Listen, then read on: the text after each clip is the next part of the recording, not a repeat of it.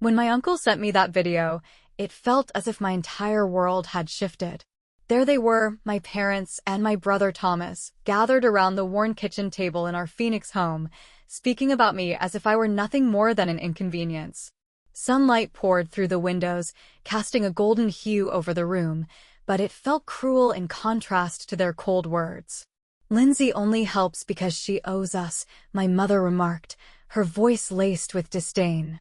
"After all we've done for her, the least she can do is cover the mortgage," she continued, as if my contributions were a mere obligation.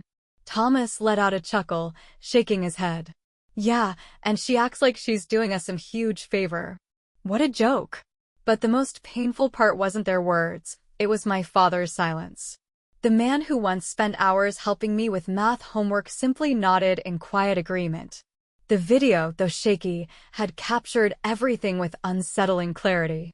It had clearly been recorded without their knowledge, but their voices rang out without distortion. I watched it 3 times, each replay stirring a strange mix of detachment and realization. For 4 years, I had been covering the majority of their mortgage payments through my LLC, Divine Investments. My parents had no idea that the bank they believed they were paying was, in fact, me.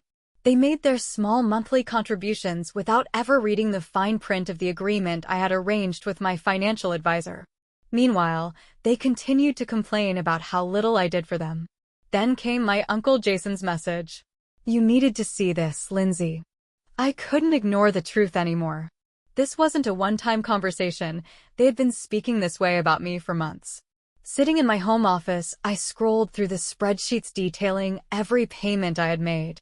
The numbers were undeniable, over $200,000 invested in keeping them secure in that house. My hands should have been shaking with anger, but they weren't. Instead, I felt an eerie sense of calm as I pulled up the mortgage agreement. A small smirk crossed my lips as I reread a particular clause, one my financial advisor, Kate, had insisted we include. "Just in case," she had said. At the time, I hadn't thought much of it. Now, I wondered if she had foreseen something like this. The next mortgage payment was due in 2 weeks, and for the first time, I knew exactly what I had to do. I picked up my phone and sent a simple message to my uncle. "Thank you for showing me the truth. Don't worry, they won't know you sent this, but things are about to change." For as long as I could remember, I had been the safety net of the family, not that they ever acknowledged it. For years ago, when the housing market in Phoenix took a nosedive and they were on the verge of losing the house, I stepped in. At 27, I was already thriving as a software development manager. The irony was that they had never supported my career. "Software is no career for a woman," my mother often scoffed, her lips tightening in disapproval. "Your brother Thomas is the one with real business sense." Yet, despite all that supposed business acumen, Thomas had nearly run my father's real estate company into the ground within 2 years of taking over. When they found themselves struggling with the mortgage, I had turned to Kate for advice. Set up an LLC, buy the house through it, and let them think they're dealing with a bank. That way, you protect yourself legally while still helping them. It had seemed like the perfect plan at the time, a way to support them without bruising their egos. And it had worked flawlessly. Divine Investments LLC became their mortgage lender, and I quietly supplemented their payments while they remained blissfully unaware. They kept their pride, and I ensured their financial stability. Only Uncle Jason knew the truth. He had overheard a conversation between Kate and me at a family gathering. "You're too good to them, Lindsay. They don't deserve your kindness," he had told me. I had defended them then. "They're my family. They might not understand my choices, but they've always given me a home." But as I replayed that video for the 4th time, I realized how naive I had been. Their words echoed in my mind. "She owes us." What a joke. "The least she can do." Each phrase sliced deeper than the last. I turned to my laptop and logged into the LLC's account. The next mortgage payment was due on the 15th, just 2 weeks away. They had never missed a payment before, always sending their portion on time. But this time, I had no intention of covering the difference. Let them experience the reality of handling their finances without my support. They had no idea that the daughter they dismissed as a burden was, in reality, their landlord. The thought sent a shiver of satisfaction through me. Sometimes, karma needs a little push. And this wasn't the end of it. The next day, my uncle sent me even more evidence. Screenshots of a family group chat I had been deliberately left out of. It had existed for 6 months, appropriately named Family Finances. And each message was another stab in the back, a fresh betrayal deeper than the last. Lindsay had read the message from Thomas with a bitter sense of irony. He had written as if he were the only one making sacrifices. Lindsay thinks she's so special with her tech job. She barely helps with the mortgage while I'm here every day running Dad's business. But it was her mother's response that truly sent a chill down her spine. We should ask her for more money. She's single with no kids. What else does she spend it on? After all we sacrificed to raise her, she can't even properly support her family. Her hands trembled slightly as she opened her financial records, running the numbers to confirm what she already knew. Over the past 4 years, she had contributed a staggering $267,843 toward their mortgage through divine investments. In contrast, her parents had only paid $52,157. They believed their $1,100 monthly payments were covering most of the mortgage, blissfully unaware that she had been adding an extra $5,400 each month to keep them afloat. Just then, her phone vibrated with a message from her mother. "Sweetie, could you come to dinner this Sunday? We need to discuss something important." Lindsay didn't need to guess what the important discussion would be. They were going to ask for more money, dressed up with emotional pleas and guilt-laden arguments. The mere thought of sitting at that dinner table, pretending she didn't know their true thoughts about her, made her stomach churn. Without hesitation, she called Kate, her financial advisor. "I need to know my options regarding the purchase agreement," she said, her voice controlled but firm. "I had a feeling you might," Kate replied, unsurprised. "Remember the clause we included? If they miss a payment, Divine Investments can immediately exercise the purchase option. That means the house would legally become yours, and they'd shift to month-to-month tenants." A plan began to take shape in Lindsay's mind. And if they don't pay their rent? Then Arizona's standard eviction laws would apply. "You'd have the legal right to issue them a notice," Kate explained, then hesitated. "Lindsay, are you absolutely sure you want to do this?" Lindsay thought back to years of being belittled, of her family using her as an unlimited source of funds while ridiculing her behind her back. She recalled Thomas's mismanagement of their father's business, yet still being praised for his so-called business sense. She remembered every dismissive remark about her career, her independence, and their unspoken expectation that she should be their financial safety net. "Yes," she said, her voice steady. "But I won't say anything yet. Let them believe everything is normal." She typed a response to her mother's invitation. "Of course, I'll be there. Looking forward to it." The heart emoji she added at the end felt like a mockery, but she knew it was necessary. After all, they had taught her well. Sometimes, the best revenge required an impeccable poker face. With 13 days until the next mortgage payment was due, for the first time since this arrangement began, she would not be there to catch them when they fell. By Sunday evening, Lindsay arrived precisely at 6, the Arizona sunset casting the desert landscape in breathtaking hues of orange and purple. The house, her house, legally, looked just as it had for the past 2 decades. As soon as she stepped inside, the familiar scent of her mother's homemade lasagna filled the air. A strategic choice, no doubt, a reminder of warmth, comfort, and the illusion of familial closeness. "Lindsay, sweetheart." Her mother greeted her with enthusiasm, pulling her into a hug. A glint from her wrist caught Lindsay's eye, a brand-new designer bracelet. She had little doubt where the money for it had come from. Meanwhile, their mortgage payment was due in 9 days. At the dining table, Thomas sat comfortably, his polished business casual attire making him appear more confident than usual. "Hey sis, glad you could make time for your family." Lindsay smiled, recalling his words about her barely contributing. If only he knew that his entire lifestyle was propped up by her silent generosity. "I always have time for family," she replied smoothly, the weight of irony pressing against her tongue. Her father soon emerged from his study, adjusting his reading glasses as he examined a stack of papers, bank statements. The sight almost made Lindsay laugh. Clearly, they had been preparing for this conversation. Before they even sat down to eat, her mother placed the lasagna on the table and folded her hands together. "Before we start dinner, we wanted to discuss something important," she began, her gaze shifting toward Lindsay's father for reassurance. He nodded, signaling her to continue. Lindsay picked up her fork, slicing into the lasagna with deliberate patience. "Of course," she said lightly. "What's on your mind?" Thomas cleared his throat, his attempt at seriousness almost comical. "Well, as you know, Dad's business has been struggling.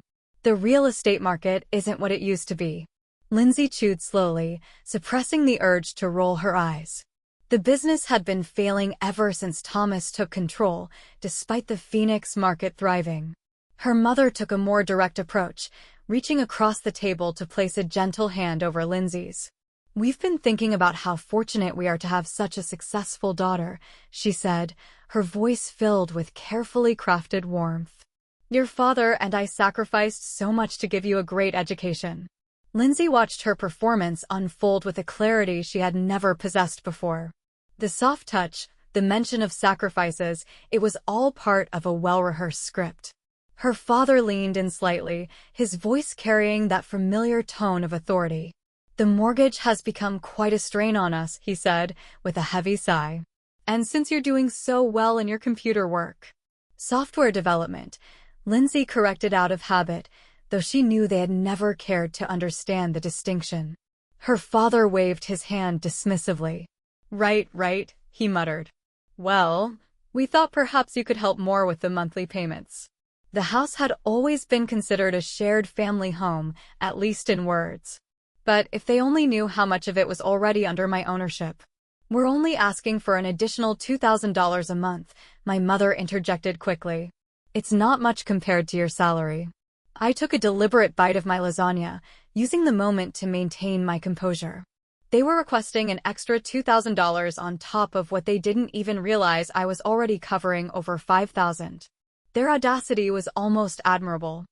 "I'll think about it," I finally responded, keeping my voice even. "Things are a bit uncertain right now." "Uncertain?" Thomas scoffed. "Come on, we all know you're doing just fine. Unlike some of us who are actually working hard to keep this family's legacy alive." I simply smiled, thinking about the notification their bank would send when they inevitably missed their payment next week. "You're right, Thomas. Sometimes people get exactly what they deserve." After dinner, I excused myself under the pretense of using the bathroom, but deliberately took a detour toward my father's study. The door was slightly open, and hushed voices drifted out. My heartbeat quickened as I recognized the speakers, my parents and Thomas.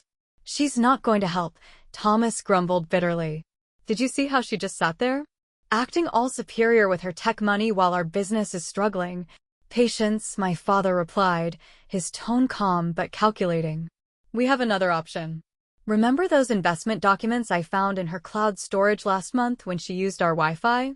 She's been hiding money from us in a company called Divine Investments." A chill ran down my spine. They had snooped through my files, violating my privacy the last time I was here. I had carelessly used their Wi-Fi without a VPN, and my cloud storage had automatically synced. "I looked into it," my father continued. "It's a real company, an LLC, and it's thriving. Instead of helping her family, she's been funneling money into it." "Ungrateful," my mother muttered. "We'll give her one last chance to contribute voluntarily. If she refuses, I'll remind her about that time in college when she took money from your business account for tuition.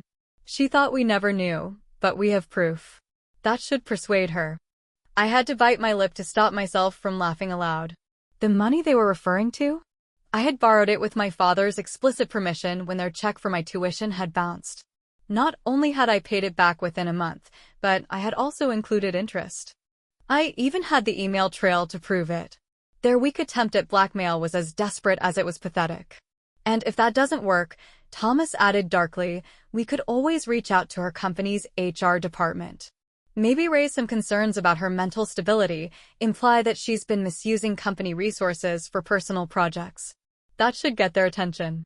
The casual way they discussed sabotaging my career sent a wave of cold fury through me. These weren't family members. They were parasites hiding behind the guise of kinship. I quietly slipped back to the bathroom, flushed the toilet to maintain the illusion, and returned to the dining room. Moments later, they reappeared, their faces masked with well-rehearsed smiles. "Lindsay, dear," my mother said sweetly, "have you had any thoughts about what we discussed? About contributing more toward the mortgage?" I met her gaze evenly. "Actually, I have. You're right, families should support each other. I'll have an answer for you in about 8 days." The timing was intentional. Their mortgage payment was due in exactly 8 days, and I knew precisely what would happen when they failed to make it. Divine Investments would finally reveal its true owner. 8 days? Thomas narrowed his eyes. Why such a specific timeline? I stood up, calmly gathering my purse. "I just need to check a few things with my financial advisor." "You understand, don't you? Being cautious with money is just good business sense." I smiled at Thomas as I echoed one of their favorite sayings. As I reached the door, my mother walked me out, pulling me into a carefully orchestrated hug. "We knew you'd come around, sweetheart. Family always comes first." "Yes," I agreed, thinking about the eviction notice already prepared. Family always gets exactly what they deserve. On my drive home, I called my Uncle Jason. "You were right about them," I said when he answered. "But don't worry. I'm done playing the silent partner in their little drama. It's time for the final act." The following week dragged on at an agonizing pace. My family kept up their pressure, bombarding me with daily messages about their dire financial situation. Each text only strengthened my resolve. I forwarded every message to Kate, my financial advisor, who was assisting me in preparing for the inevitable confrontation. "The paperwork is ready," Kate confirmed during our meeting, 3 days before their payment deadline. Once they default, Divine Investments can immediately exercise its purchase option. "I've also prepared the eviction notices, just in case." I nodded, reviewing the documents carefully. "And you're absolutely sure everything is airtight? They can't fight this?" "They signed the agreement 4 years ago," Kate reassured me. "Your father barely glanced at the terms. He was too desperate for the bailout. Everything is legally sound." That evening, Thomas decided to launch his own attack. The message from my brother flashed across my screen. "Hey, sis. I was just chatting with a friend in tech recruitment. Seems like some companies are laying people off. That must be stressful for you.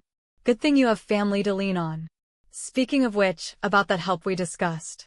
The attempt at manipulation was so blatant, it was almost laughable. The next day, over coffee, I showed the message to my Uncle Jason. He glanced at it and shook his head. "They never change," he said with a sigh. "Your aunt and I have watched them do this to everyone in the family. That's exactly why we distanced ourselves years ago." I hesitated for a moment before asking, "Did you know they went through my files when I visited?" He didn't look surprised. "Not shocking at all. They did the same to your cousin when she stayed with them last year. They're always looking for something to use as leverage." He studied me for a moment before adding, "Are you prepared for the fallout? They won't take this well." I thought back to their threats, how they had talked about contacting my company's HR, blackmailing me, using me when it suited them, all while ridiculing me behind my back. "I'm ready," I said. They made their choices. Now, they'll deal with the consequences. 2 days before the mortgage payment deadline, my mother called. "Lindsay, we need your answer about the mortgage help. Times are tough and family needs to stand together." I kept my voice steady. "Don't worry, Mom. Everything will be clear very soon." That night, an email notification popped up from their bank. They had attempted to transfer funds to Divine Investments, but the transaction had failed. Their account was already overdrawn. Without hesitation, I forwarded the email to Kate. "Here we go," she replied. "Want me to start the proceedings tomorrow?" I leaned back, thinking about that lasagna dinner, the smug expressions, the casual discussion about ruining my career. The years of demands, manipulation, and complete lack of gratitude ran through my mind. "No," I typed back. "Let's wait until the payment officially fails." Let them believe everything is fine for the next 2 days. They had taught me well. Timing was everything. I opened my laptop and began drafting an email to my company's HR department. I laid out the threats from my family, attaching the evidence Uncle Jason had compiled. If they tried to strike first, I would already be ahead of them. The end was in sight, and I wasn't leaving anything to chance. Sometimes I murmured to myself, the best revenge is simply letting people face the consequences of their own choices. The deadline came and passed. Right on schedule, at 9 in the morning, Divine Investments' automated system sent out its default notice. I watched the clock, counting the seconds until the inevitable phone call. It took precisely 12 minutes. Lindsay. My mother's voice was frantic. Something's wrong with our mortgage payment. The bank is saying we defaulted, but that can't be right. We need your help right now. I kept my tone calm. Actually, Divine Investments isn't a bank. It's an LLC, specifically my LLC. The silence on the other end stretched. Then, finally, a whisper, "What?" "Check your email," I continued. "You'll find a notice explaining that, due to your default, Divine Investments is exercising its purchase option. The house is legally mine now. Your status has been changed to month-to-month tenants." This is a joke," she stammered. "No joke," I replied. "I've been covering the majority of your mortgage for 4 years while you all laughed at me behind my back, called me a burden, plotted to blackmail me, and even threatened my career." Her breathing became uneven. "How did you?" "Uncle Jason showed me the video. He showed me everything." I didn't let her recover before delivering the final blow. "Now, about your tenancy. Your first rent payment is due in 30 days. I'd suggest you start looking for a new place to live." In the background, I heard my father's voice break through. They had put me on speaker. "You ungrateful." "Careful," I cut him off sharply. "Is that really the way you want to speak to your landlord? The eviction notice is ready. Don't make me serve it earlier than necessary." Without another word, I ended the call and blocked their numbers. Within minutes, my inbox was flooded with emails from extended family and so-called family friends. They all had the same message: I was being cruel. Family should forgive family. I didn't bother reading them.